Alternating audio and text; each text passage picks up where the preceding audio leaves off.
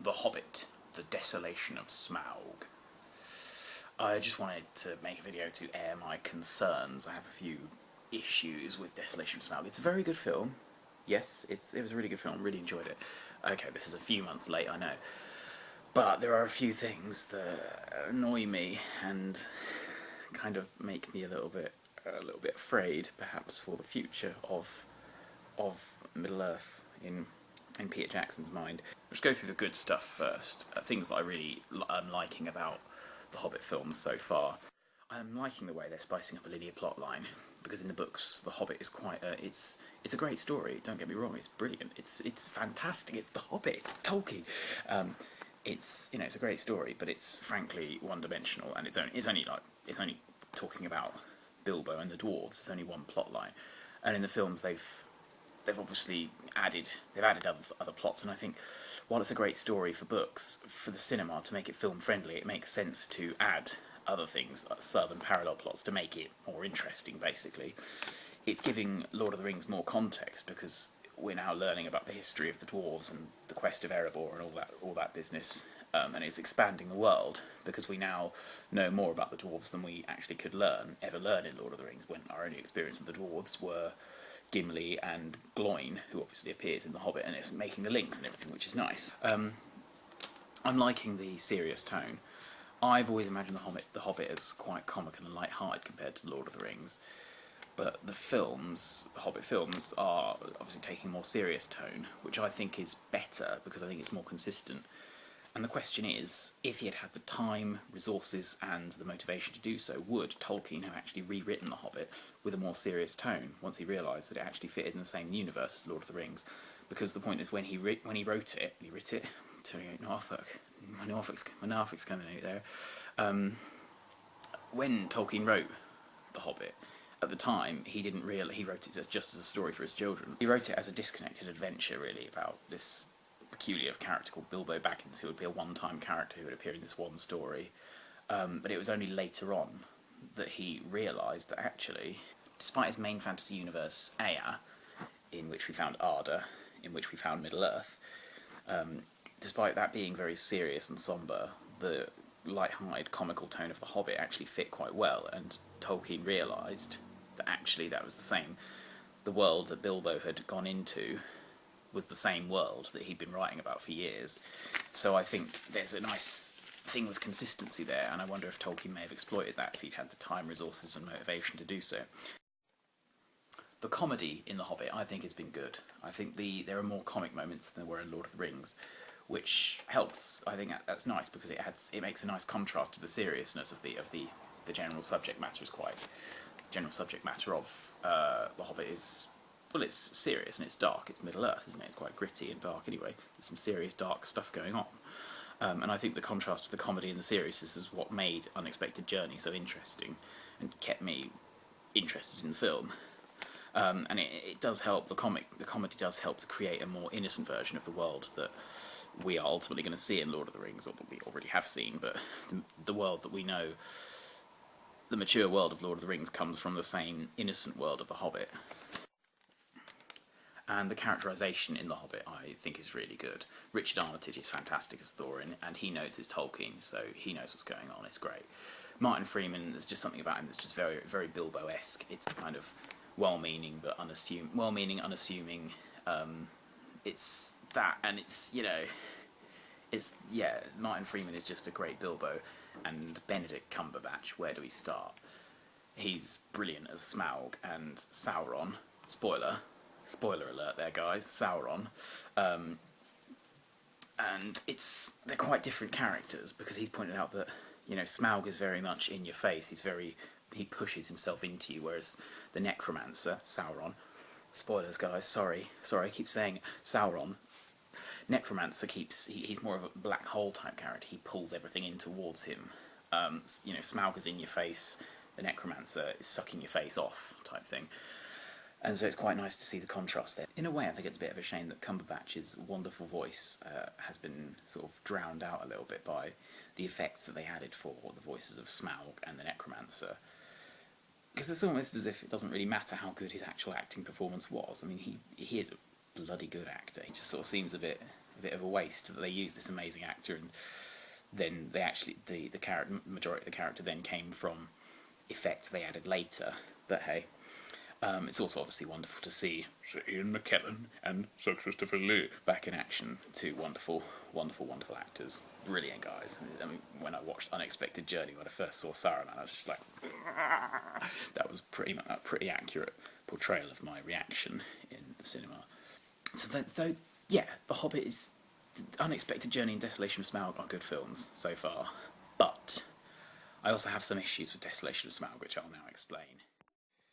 Now, my problems with Desolation of Smaug basically revolve around three main points. There's well, you'll see. There's spiders, Tauriel, and Khuzdul. George spiders. What the hell? What the George spiders? No, you do not. Spiders do not have jaws. They're arthropods. They don't have mammalian or reptilian jaws. I mean, giant spiders on their own are scary enough. They did not need to make them more like bears by giving them bear jaws and teeth and whatnot. You know, arthropods have different digestive systems to mammals. Anyone with any vague knowledge of biology knows this, even if you don't know the details. You know, arthropods have different digestive systems, so they're not going to have the same mouth parts. Like, insects have 3 different types of mouth parts, which are all very different from what we've got as mammals. And arachnids, I don't know the full details, but I imagine they're sort of... Well, they're going to be more similar to insect jaws than insect mouth parts than mammalian mouth parts. So, jawed spiders, no. Bad. However, I did like that scene because it was satisfyingly scary. And the newborn, the sort of youngish spiders that you saw at the end, the kind of the bit where there was a bit in the forest, that the bit of the floor opened up and, you know, newborn, white-coloured spiders came out. And they were kind of quite crustacean-like, which, you know, giant crustaceans are always good for a scare. And I liked how that scene brought out a darker Bilbo, where Bilbo was, where he was mercilessly killing one of the baby spiders, and then you saw it, sort of evil glint in his eye, and you know, the echoes of Gollum. Now, next one, Don't Shoot Me Down in Flames. Tauriel. It wasn't the character per se that I had a problem with, because Evangeline Lilly was fantastic as Tauriel, attractive, which is always good when you're looking at an elf woman. But it was more the fact that she was involved in a very predictable love triangle, and she didn't actually add anything to the story. And she was very similar to Legolas. It was like they were just the same character, just gender swapped. She had the same hairstyle, she wore the same kind of clothes, it was just a different colour scheme. And her being there primarily as a love interest makes her a less progressive female character than people always complain about the lack of in Tolkien's work. Luthien, Galadriel, Rosie Cotton, Yavanna, you know, they're all very progressive for their time. They're all still very progressive female characters, and unfortunately, whoever wrote Tauriel in has made a less interesting, less independent, less progressive character than Tolkien originally wrote. So whoever did that, nice one. And the whole idea of elves and dwarves in love just does not make sense. You know, men and elves in Middle-earth's history, men and elves are biologically very similar, yet romances between men and elves in Middle-earth you can count on one hand. So it just doesn't make sense that dwarves and elves would ever be sufficiently attracted to each other to pursue anything like that. Now, another thing, dwarf women are implied, only implied of course, they're implied to have beards. So dwarf men may very well find elf women repulsive. You know, imagine going through your life being attracted to women with beards and then finding some woman who doesn't have a beard, you'll probably think she's horrific looking. Of course, you can point out Gimli and Galadriel, the fact that Gimli describes Galadriel as one of the most beautiful things to ever walk the earth. But Gimli wasn't in love with Galadriel, he just thought she was attractive. There is a difference. Now, the big one. I feel as if, you know, we should play the Lord of the Rings theme or something at this point to emphasise just how big this big one is. Khuzdul, the dwarf language. Professor Tolkien wrote very little about Khuzdul, about the dwarf language. In fact, everything he did write about it could probably be collated onto one page. possibly even A5, which is the size of The Hobbit, the size of this particular version of the book. That could just about contain all the information we currently know about Khusdul, and probably ever will know, of course, because Tolkien, I don't think, is going to make much comment on the issue for some time, until Arda is unmarred, of course. In all the information we've got about Khusdul, Tolkien stated that it was not cradle speech. In other words, dwarves did not learn it as children to speak to people with. They learned other languages. Dwarves are probably, almost certainly, all bilingual, unless they're going to spend all of their time with dwarves, with dwarf seniors who speak Khusdul. Now, the dwarves are, at least in some way, comparable to the Jews. There's a lot of similarities, and I think Tolkien, once he realised there were similarities, he played them up a little bit. There's the fact that they're a wandering people, they have a guttural language, they have a legend of a messiah, also they have big noses and very distinctive facial hair. But Khusdul is comparable to Hebrew for Jews. Khusdul is to a dwarf what Hebrew is to a Jew. Hebrew is the language of the temple, but in the street you don't speak Hebrew, you speak Yiddish. I mean, correct me if I'm wrong on this whole thing. So just as no Jew speaks only Hebrew, and no Catholic only speaks Latin, no dwarf is ever going to speak only Khusdul, because it's a sacred language that they're very protective of, and it's not a language that they use among themselves. They speak to each other in either the common speech or possibly a lower dialect of Khusdul. Now, the reason I bring this all up about Khusdul is because of the way it seems to have been cheapened somewhat with the films. They seem to view it very superficially as, oh, it's just the dwarf language, but it's so much more than that. It's not just the language that dwarves use to speak to each other. You can't learn Khusdul in the same way that you can learn Quenya or Rohirric, because it's just not something that non-dwarves are ever allowed to learn.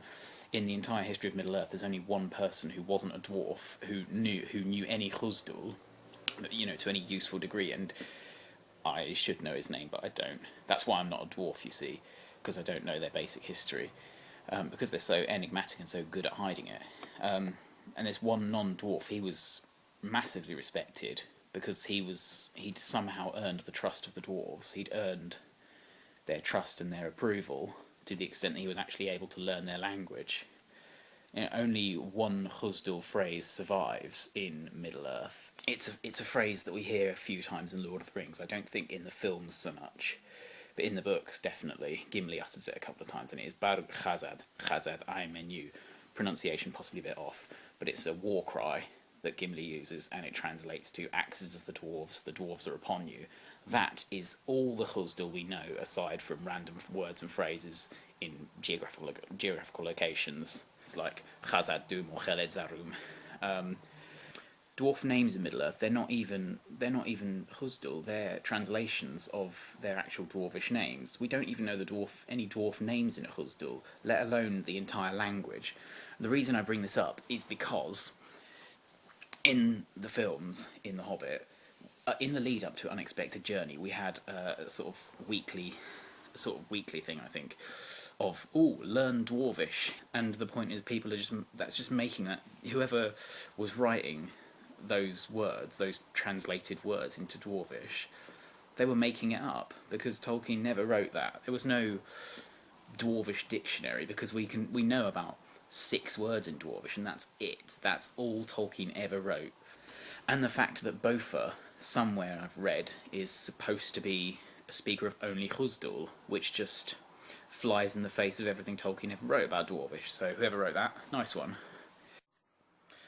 Overall, I just fear that not as much attention to detail has been given to Desolation of Smaug as was given to Lord of the Rings and An Unexpected Journey. You get the sense that Lord of the Rings was very much a labour of love, and these people really knew what they were doing, and they'd really done their research. But Unexpected Journey, less so. Desolation of Smaug, even less so. And I just think too many liberties are being taken with the text. But hopefully, things will look a bit up in the third film, whatever it's called, There and Back Again, or something. Hopefully Richard Armitage will use his Tolkien knowledge to get things right. I just hope that Peter Jackson, Fran Walsh, and all the other directors, screenwriters, producers and whatnot will actually look up their stuff, because it just seems like it's really badly done research when they can't even get basic things like the nature of the dwarf language right. So yeah, I hope things look up in the third film, and that Peter Jackson realises what's going on, and makes people actually look up the references and actually get the information factually correct. But hey, just a sort of rant about my various problems with Desolation of Smaug. I mean, that said, it was a very good film. I really did enjoy it. And if you're watching this and thinking I've only just seen Desolation of Smaug, no, I did watch it the week it came out. I have some very eager friends who I tagged along on their expedition, and we saw it. And it was like the week it came out. I think, I can't remember exactly, but yeah. So I haven't been sitting here for months without having watched it. But I just had some thoughts I wanted to collect together and broadcast to the world.